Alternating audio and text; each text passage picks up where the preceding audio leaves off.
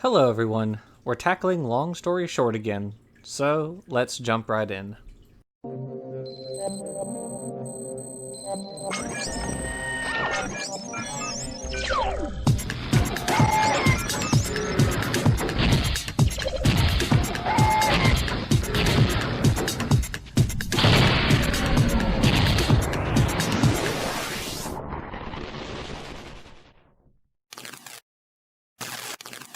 LSS has responded to our video where we covered the points he made to argue against transitional forms as evidence for evolution. He made a lot of points and a lot of errors, it turns out, in a very short amount of time, so we split this video into more digestible sizes.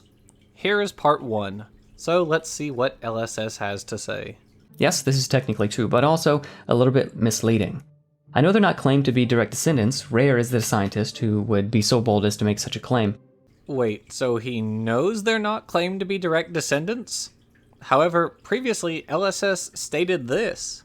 Granting the standard Darwinian dates for these fossils, Indohyus is dated as far younger than his supposed descendants. So, I guess LSS meant to say, I mistakenly said that Bacillus was the supposed descendant of Indohyus. My bad. Oh well. Next, LSS brings up Coin's book again, saying, while he admits that Indohyus appears after Bacillus, Coin tried to paint them in a neat sequence, like he is trying to pad the numbers, and to those not paying attention, would get a different impression. It's true that Coin used the phrase chronologically ordered, but LSS is the one interpreting it to mean perfectly chronologically ordered. Coin explicitly says on the very next page that Indohyus isn't older than its more derived cousin Bacillus, and other things to that effect. LSS says, someone not paying attention would get the wrong impression. I don't really know what to say to this. Yes, if you read a book by skipping around reading random sentences without reading the following paragraphs, you probably will come away with the wrong impression, but that's not a valid criticism of Coin's writing. Personally, I would have preferred Coin showing how early whale diversity went far beyond just these few species, like how there were many four-legged semi-aquatic whale species which lived alongside fully aquatic whales for a significant amount of time. Evolution produces an endless variety of forms, after all. Next they say, the nested hierarchy of shared derived characters allows scientists to put the fossils in order. It's believed that they shared a common ancestor because they both have a similar inner ear bone, as well as some minor tooth features and bone density. This hardly seems to be a slam dunk though. The authors in the same paper acknowledge characters identified as synapomorphies for Cetacea, and some of our most parsimonious trees include, and they list some characters, and then they say, all of these characters are found in some mammals unrelated to cetaceans. They don't in fact demonstrate common ancestry at all, rather they assume it and work back from there. This is a widely acknowledged starting presupposition about the data, not a conclusion from it. Well, at least he is finally addressing some of the morphology of these species. However, the problem here is the point LSS is making is rather unclear. Though he did not state this directly, LSS heavily implied that Indohyus and whales sharing some traits that were mentioned in the first highlighted paragraph cannot be evidence for their common ancestry because the same traits are also found in other mammals unrelated to cetaceans, as said in the second highlighted paragraph. But that is not what the paper says. The first paragraph LSS highlighted comes from the section of the paper called Citations and Rauelids are sister groups. It lays out the evidence for why Rauelids, the family that includes Indohyus, are more closely related to whales than either are to anything else that we know of. The most notable reason is the fact that Indohyus possesses a feature of the auditory bulla called an involucrum, which was once considered to be exclusive to whales. This and other features unite Indohyus and whales as sister groups. But wait, doesn't the paper go on to say that these features are also seen in unrelated mammals, as LSS pointed out? No, the section called Characterizing Cetacea, that includes the second highlighted paragraph, starts by outlining a conundrum. Indohyus possesses what once were considered to be some of the defining traits of whales. So for the classification Cetacea to have any meaning, either Indohyus has to be classified as a whale, or these traits can no longer be used to define whales to the exclusion of other species. The authors of the paper chose the latter option. Indohyus is not a whale, but they still need to define Cetacea by identifying the traits that unite whales and separates them from other mammals, such as Indohyus. That brings us to the second highlighted paragraph, where they began to determine the synapomorphies of Cetacea. not the synapomorphies that unite Cetacea with Indohyus. LSS mistakenly thought that it was talking about the latter, that the traits that Indohyus shares with Cetacea are also found in unrelated mammals. But it wasn't. It should also be noted that this paragraph does not say that all cetacean synapomorphies are found in other unrelated mammals. In the following paragraphs, the authors continue to describe two character complexes that distinguish whales from non-whales. So LSS ripped one paragraph from its context and misunderstood its content. Typical. Furthermore, LSS misusing this paragraph to argue against transitional fossils is rather ironic, because the section talks about an implication that transitional fossils have regarding classification. If there are no transitional forms, then it should be pretty darn easy to define whales as very distinct from other mammals. However, the more transitional fossils you have, the more difficult it becomes to draw a line between them. And that's exactly what happened here. Traits that were once considered unique to whales are no longer unique as transitional fossils continue to blur the line. This prompts me to ask how LSS would define what a whale is. Where does he draw the line? Which species does he think are whales and which aren't, and why? Oh well, let's continue. Next, they take issue with my statement that Darwinists ignore where fossils actually show up and place them wherever makes Darwinian sense. Nothing about the chronology, they say, contradicts the evolutionary relationship of the two species, and they say that apparently I know where Indohyus is supposed to be. But Coyne himself says that the sequence begins with Indohyus. It is less whale-like than Pakicetus. It should be first, but this isn't what the evidence shows. However, as we have seen, that's not what Coyne said. He said that the species are in chronological order, with Indohyus being the exception. He did not say that Indohyus should be first, and even if he did, Coyne would simply be wrong. I will explain why after the next clip. The expectation is that the cetaceans would begin as more terrestrial and less aquatic, and over time they would become more aquatic and less terrestrial. The evidence of these two species does not support that conclusion. The evidence is explained away via ghost lineages. Coyne ignores where Indohyus actually shows up and places it at the beginning of the sequence, where it makes more Darwinian sense. Exactly what I said. Here, LSS is restating the same claim he made in his first video. Indohyus is more terrestrial and less aquatic than Pakicetus, so it should be first, but it isn't. This is a problem and it is simply ignored. I already explained the flaws of this logic, but just to make it clear to LSS this time, hopefully, I will reiterate. Indohyus is not a direct ancestor, it's a cousin. Even the paper that LSS cited previously makes it abundantly clear that Indohyus belongs to a sister group to Cetacea. Basically, Indohyus is one of the closest things to cetaceans, without being a cetacean itself, that we have found so far. It's true that evolution predicts that whales first started with fully terrestrial species, and the line leading to modern whales became more aquatic over time. However, that does not mean the fully terrestrial species should have gone extinct at the moment when the first slightly aquatic species appeared. There is nothing in evolution that forbids less derived species from coexisting or exceeding past more derived species. On the contrary, this is actually the norm because evolution is about biodiversity, not progressing towards advanced species with the so-called primitive ones going extinct at every step along the way. We also see this with semi-aquatic and fully aquatic whales as previously mentioned. Some semi-aquatic whales are found alongside or after some that are fully aquatic. There is nothing in evolution that tells us that Indohyus is supposed to exist before Pakicetus. LSS is just plain wrong here. There is no order they are supposed to be in. Hence, the timing of Indohyus and Pakicetus do not pose a paradox for evolution. We do expect, and find, a general trend, a general correlation between phylogenetic position of a fossil species and their age, but we don't expect this to be a perfect one-to-one correlation. That's just not how evolution and the fossil record works. As I explained in my previous rebuttal, and again, transitional species are identified by morphology, so Indohyus existing after Pakicetus has no effect on its status as a transitional species. Regarding the ghost lineages, it is true that the relationship between Indohyus and Pakicetus implies that there were related species prior to both, some of which were fully terrestrial. That's the ghost lineages LSS is referring to. Ghost lineage is another term for gaps in the fossil record, and it's obvious to anyone familiar with taphonomy that gaps will always remain in the fossil record, which was also explained in the previous video.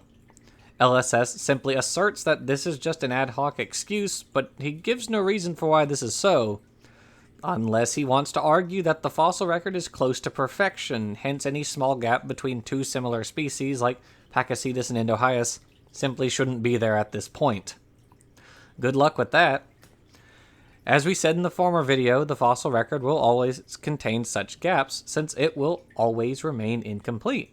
What matters is whether these gaps have been significantly reduced with the discovery of transitional fossils, and they have. LSS is willfully ignoring the transitional fossils that we have right now, and instead complaining about the small gaps that remain, which is very reminiscent of that scene from Futurama with Dr. Banjo and Professor Farnsworth.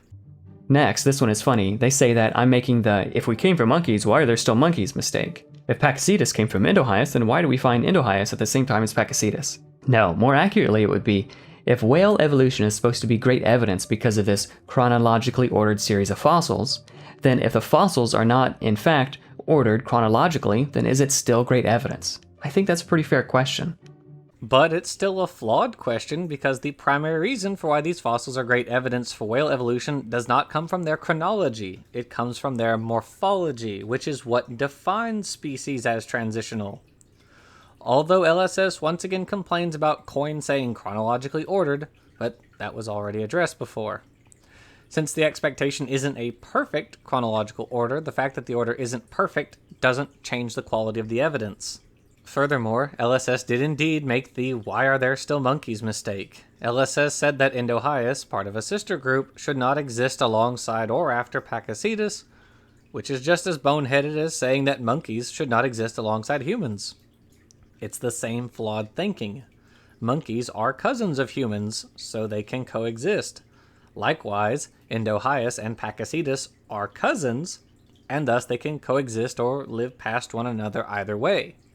There is not an issue in either case. Next, let's look at the Basilosaurus fossil find. Now this one is important. He claimed that I used an outdated source from popular media rather than the more careful paper. He says that more recent analysis of the strata the fossil came from suggests that it's between 40 and 46 million years old rather than 49 million years old, so that the timeline for whale evolution isn't really altered at all. It's true that the Buono paper points out multiple possible dates for the fossil, and the researchers conclude that they preferred the youngest possible date range of 46 to 40 million years ago, instead of the much older 49 million years ago initially reported.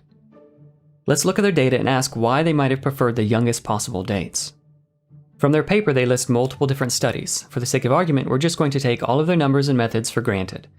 Various geological dating methods are used and give ranges of possible dates. The more of these that we can put together, the better idea we can get of the supposed timeline. They first list a very broad Dutton study that has a wide range of about 55 to 46 million years ago, which is constrained further to 54 to 48.8 million years ago by the studies of Ivany and colleagues, Wren and Hart, Kokoza and Clark, as well as Harwood. Yet more studies, Douglas and Beale, support a range of Middle Eocene, specifically the early Middle Eocene boundary, according to Beale and colleagues. The data converges on the same number as originally reported and the date I used in my original video, 49 million years ago. In any normal situation, the preference in paleontology for reliable dates is to use the absolute dating over biostratigraphic dating anyway. However, the absolute dating is so unfavorable that they prefer to ignore the absolute dates and use a portion of the less reliable biostratigraphy dates that agree with their presupposition. Okay, we need to take the time to dissect this section since there is a lot to unpack here.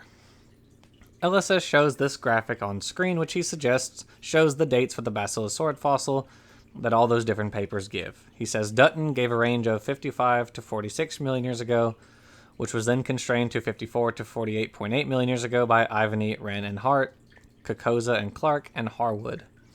Then other papers support a Middle Eocene age, specifically the early Middle Eocene boundary, according to Vigil. He says all of these studies converge on 49 million years old as the date for the fossil.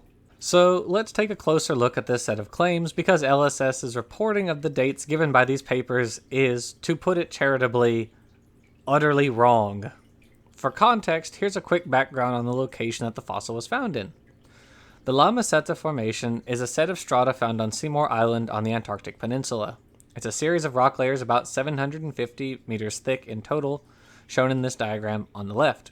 It's divided into 7 different portions called TELM 1, 2, 3, and so on. TELM is an acronym for Tertiary Eocene La Meseta. TELM 1 is at the bottom of the sequence and TELM 7 is at the top. The Bacillosaurid fossil in question is represented by the red star, and it was found in a small layer known as TELM 4. So, the key question of interest is, how old is TELM 4? Bear that in mind as we go through the studies. The first study LSS mentions is Dutton et al. 2002, which LSS says gives a date range of 55 to 46 million years old. LSS doesn't explicitly say what this date range is actually for, but the implication is that it's the date range for the fossil, i.e. TELM 4. However, that's not what the dates actually represent. The dates represent the extent of TELMs 2 to 5, but even then that's not really accurate. The study used strontium isotope dating on shells in TELM 2 and TELM 5, and also TELM 7, but that's not really relevant. The very extreme oldest date for TELM 2 is indeed given as 55 million years old, but that's the extreme of the error bar. The actual point itself is at about 50.5 million years old. The younger date for TELM 5 that LSS gives is 46 million years old, but as you can see in the figure, there are 2 samples from TELM 5, and the youngest one dates to about 44.5 million years old. Why take the oldest extreme of TELM 2 if you're not also going to take the youngest extreme of TELM 5? The authors themselves report the range as between about 44.5 and 50.5 million years ago.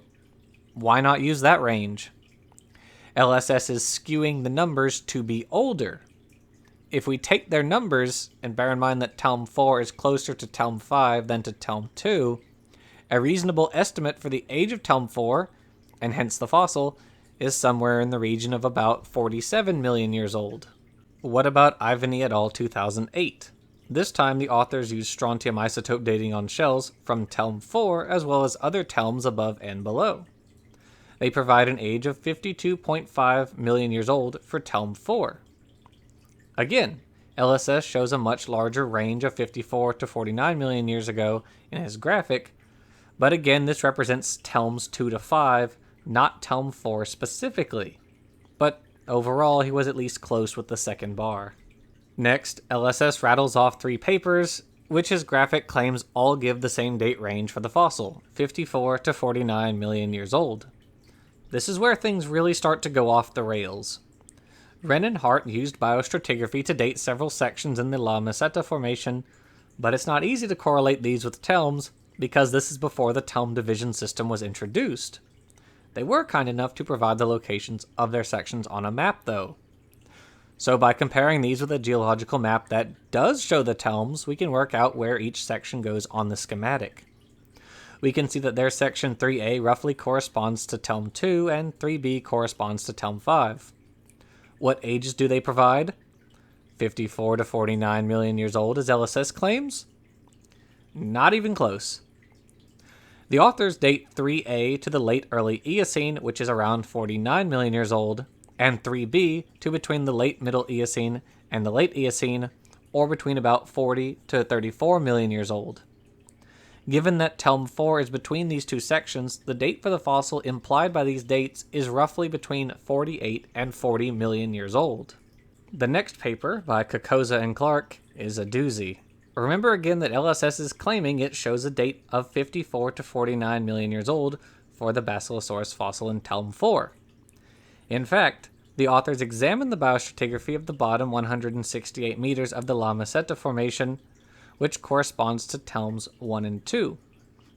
They estimate that the base of their section is approximately 50 million years old, and that the upper 120 meters is somewhere between 48 to 34 million years old. All of these strata are below, and hence older than, TELM 4, the strata that held the Basilosaurus fossil. So the study actually suggests that the fossil is significantly less than 48 million years old, not between 54 and 49 million years old. Harwood, 1988, is next. This study was limited to sections of the lower third of the La Meseta Formation, so again, below Telm 4 where the Basilosaurus was found. These lower strata were biostratigraphically dated to the late early Eocene. In other words, the overlying Telm 4 is less than about 48 million years old. For all three of these studies, LSS appears to have basically just made bars that span the entire period known as the early Eocene on the basis of this quote from the Buono paper that he highlights on screen. Quote, "Finally, an early Eocene age of the lower part of the La Meseta Formation is consistent with estimates derived from dinoflagellate and diatom biostratigraphy." Close quote. Without reading the papers, he just ignored the phrase lower part in that sentence and gave the date early Eocene to the fossil, even though the dates were actually given for the rocks substantially older than the fossil. LSS then shows Vigil et al. 2013 and Douglas et al. 2014 as giving a Middle Eocene age, but then shows Brinkus et al. 2003, Williams et al. 2004, and Vigil et al. 2011 as giving ages around 49 million years old. For a start, Vigil et al. 2013 doesn't directly provide an age of anything. It's reporting a huge calibrated biostratigraphy survey of South Pacific strata dating between 36 and 58 million years old. Basically, it's a raw dataset, a dataset used by Douglas et al. 2014 to specifically date the La Meseta Formation. They concluded Telms 2 to 4 are between 46 and 40 million years old, not between 49 and 42 million years old, putting the likely age of Telm 4 closer to 40 million years old than 46 million years old. LSS has this little note in the bottom left-hand corner about how Douglas et al. 2014 reinterpreted papers by Brinkus and Williams to give dates of 45 million years old, while he shows them as giving ages of 49 million years old in his graphic. This seems to be based on some uncertainty around the first occurrence of a particular dinocyst species used in biostratigraphy, Ennetocista dictyostella. Brinkus and Williams show the first occurrence of this species at around 49 million years ago, but Vigil et al. 2013 say it first occurs at about 45 million years ago. The species is agreed to have persisted until at least around 33 million years ago, so the argument here is really over the upper limit. The papers by Brinkus and Williams say it's 49 million years ago, but Vigil says it's 45 million years ago.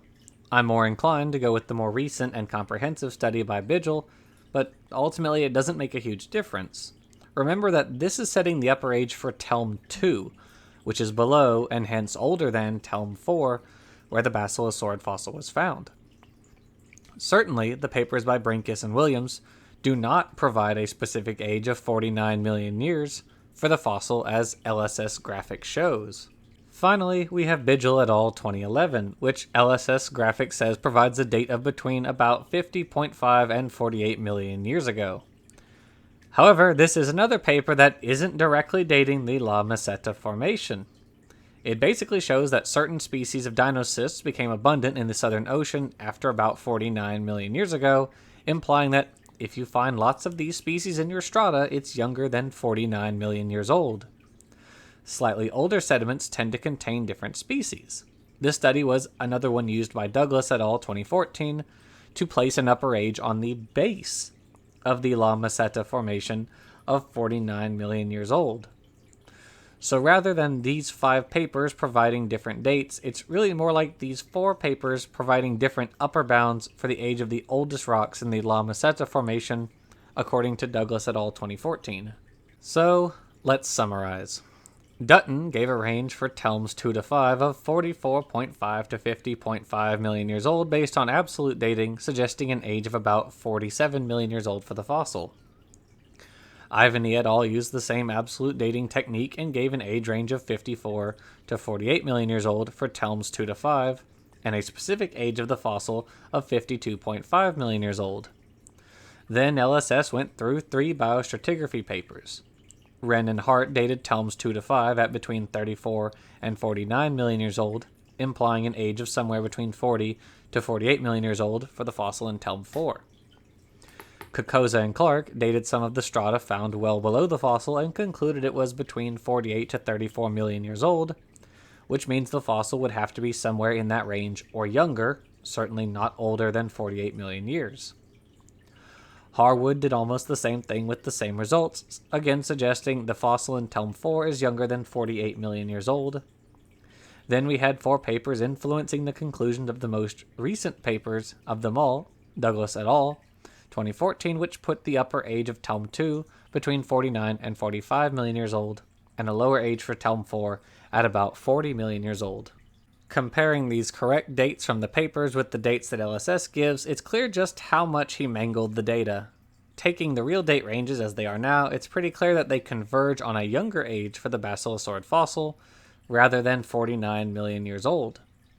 What about those date ranges by Dutton and Ivany? Why are they older than all the rest?